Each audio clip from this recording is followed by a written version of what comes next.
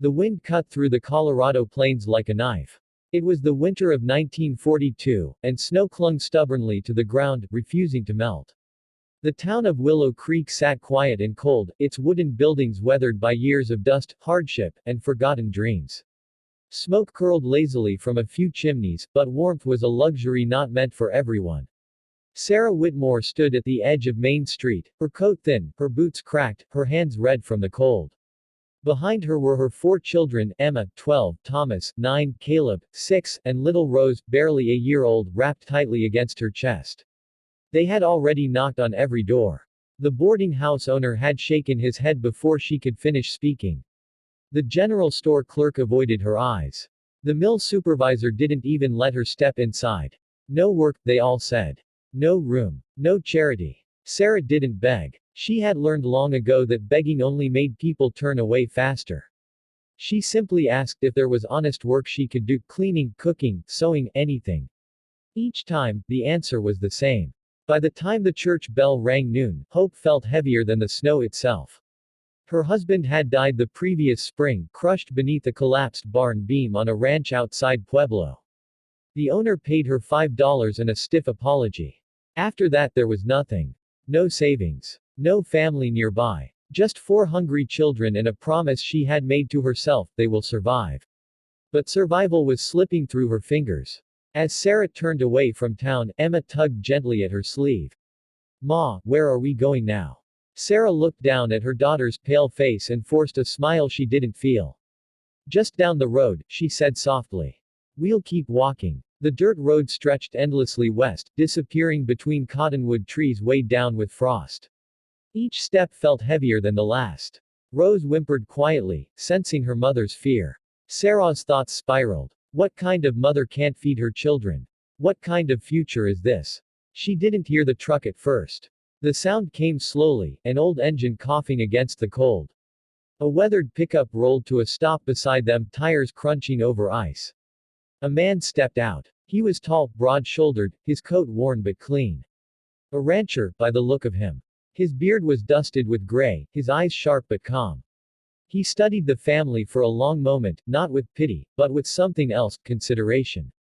Sarah instinctively straightened, shielding her children. The man tipped his hat.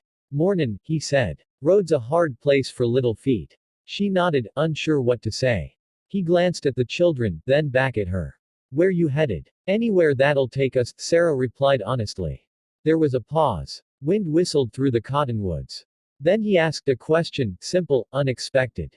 "Can you work?" Sarah blinked. "Yes, sir. I can work harder than anyone." "What kind of work?" "Any kind," she said quickly. "Cooking, cleaning, mending, caring for animals. I learn fast." He studied her hands, calloused, scarred. Not the hands of a woman who avoided labor. "What about them?" he asked, nodding toward the children. "They help," Sarah said. "They always have." Another pause. Finally, the rancher spoke. "I've got a place about 10 miles out," he said. "Needs hands. Needs heart too." Her breath caught. You'd give me work." He nodded once. "Name's Henry Cole." Sarah's knees nearly gave way. The ranch was smaller than she expected, tucked against the foothills, battered by years of harsh winters. But it was alive. Cattle lowed softly in the distance. Chickens scratched near the barn. Smoke rose from a stone chimney. Henry showed her the work without ceremony. Feeding animals. Cooking. Simple meals. Mending fences. There was no talk of charity, only responsibility. That first night Sarah cooked stew from what little they had. The children ate until they were full for the first time in weeks. Emma whispered, "Ma, are we safe?" Sarah nodded, tears slipping silently down her cheeks. Days turned into weeks. Sarah worked from before sunrise until long after dark. She never complained. The children helped where they could, learning chores, earning their place. Henry watched quietly, noticing everything. He noticed how Sarah sang softly while scrubbing floors. How she fixed torn clothes by lantern light. How she thanked him every morning, not with words, but with effort. One evening, as snow fell thick and heavy, Henry handed her a folded paper.